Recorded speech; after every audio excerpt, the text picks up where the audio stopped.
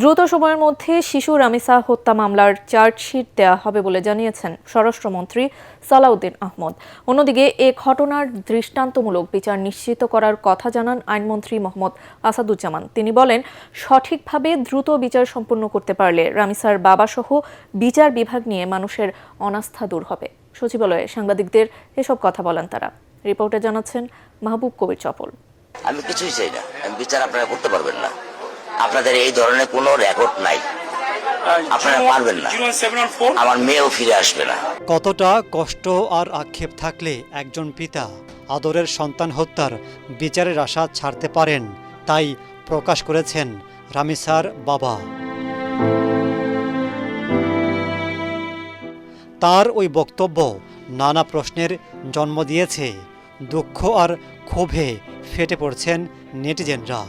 শিশু রামিসাকে ধর্ষণের পর হত্যা মামলায় পাশের ফ্ল্যাটের সোহেল দম্পতি গ্রেফতার হয়েছে।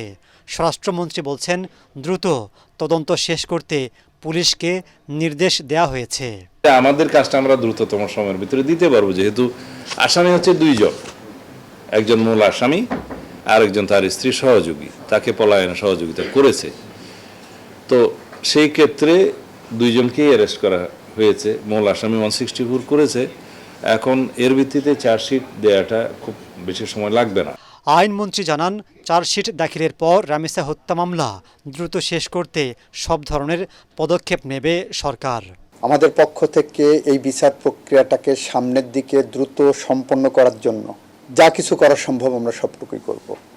রামিসার বাবার জবাব, উনি যেটা হতাশা ব্যক্ত করেছেন, সেটার একমাত্র উত্তর হবে যদি আমরা এই বিচার প্রক্রিয়াটাকে প্রত্যাশিতভাবে অতি দ্রুততম সময়ের মধ্যে করতে পারি। এর আগে মাগুরার আসিয়া হত্যাকাণ্ডের পর দেশে ব্যাপক তোলপাড় সৃষ্টি হয়।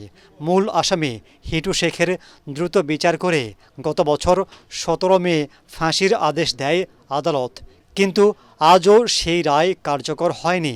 আইনমন্ত্রী বলছেন, স্পর্শকাতর মামলাগুলোর বিচার সম্পন্ন করে মানুষের আস্থা ফেরাতে চায় সরকার। দৃষ্টান্তমূলক সাজা নিশ্চিত হলে কমতে পারে এসব ঘটনা।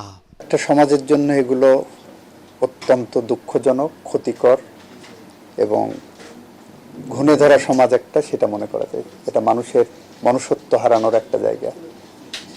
যারা এই ধরনের অপরাধের সাথে সম্পৃক্ত, এখানে সেই অপরাধীদেরকে দৃষ্টান্তমূলক শাস্তি যদি আমরা না দিতে পারি, সেটা একটা ব্যাড মেসেজ যাবে এবং আমরা ওই পথ দিয়ে আগাবো। আইনমন্ত্রী বলেন, সামাজিক অবক্ষয়ের কারণে একের পর এক অনাকাঙ্ক্ষিত ঘটনা ঘটছে। এসব বন্ধে যথাযথ ব্যবস্থা নেবার চেষ্টা করছে সরকার। মাহবুব কবির চপল, ATN বাংলা, ঢাকা।